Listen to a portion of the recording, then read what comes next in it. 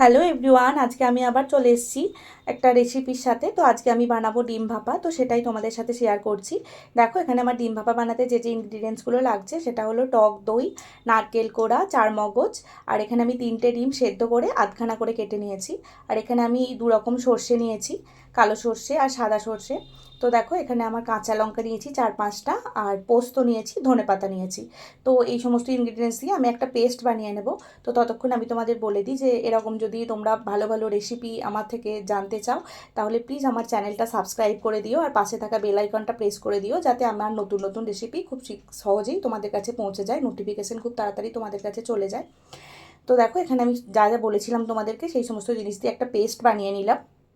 তো দেখো আমার পেস্টটা বানানো হয়ে গেছে, এবার আমি পেস্টটাকে একটা পাত্রের মধ্যে ঢেলে নেব।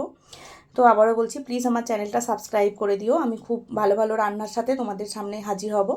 তো দেখো এখানে আমি টক দইটা দিয়ে দিলাম এর মধ্যে। টক দইটা আগে থেকেই ফেটিয়ে নিয়েছিলাম, আমি এখানে আরেকবার ফাটিয়ে নিচ্ছি। তো এরপর আমি ডিমগুলো এখানে একে একে এর মধ্যে দিয়ে দেবো। আর এই রেসিপিটি বানাতে মাত্র 4 থেকে 5 মিনিট টাইম লাগবে। ঠিক আছে, তো তোমরা বাড়িতে ট্রাই করো, ট্রাই করে আমাকে কমেন্টে অতি অবশ্যই জানিও যে তোমাদের রেসিপিটি কেমন লাগলো।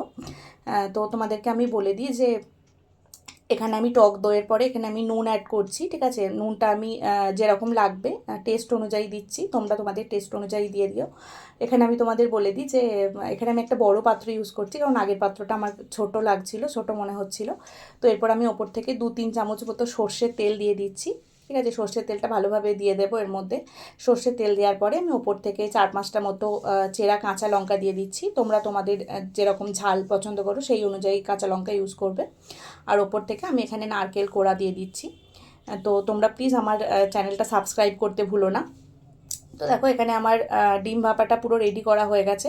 ওপর থেকে আমি ধনেপাতা দিয়ে দিচ্ছি। ধনেপাতা দিয়ে দেওয়ার পরে আমি এখানে একটা কড়াইয়ের মধ্যে জল গরম করতে আগে থেকেই দিয়ে দিয়েছিলাম। তোমরা এখানে স্ট্যান্ড ইউজ করতে পারো, আমি এখানে স্ট্যান্ড ইউজ করিনি।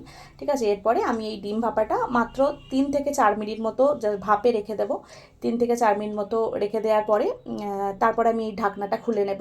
তো দেখো এখানে আমার অলমোস্ট ডিম ভাপা হয়ে গেছে, আমি ঢাকনা খুলে নিয়েছি। তোমরা দেখতে পাচ্ছ যে এখানে ডিম ভাপা পুরো আমার রেডি হয়ে গেছে, ভীষণ টেস্টি হয় খেতে। তো গরম গরম ভাতের সাথে সার্ভ করেও খুব ভালো লাগবে। থ্যাংক ইউ ফর ওয়াচিং, খুব শিগগিরই ফিরে আসবো।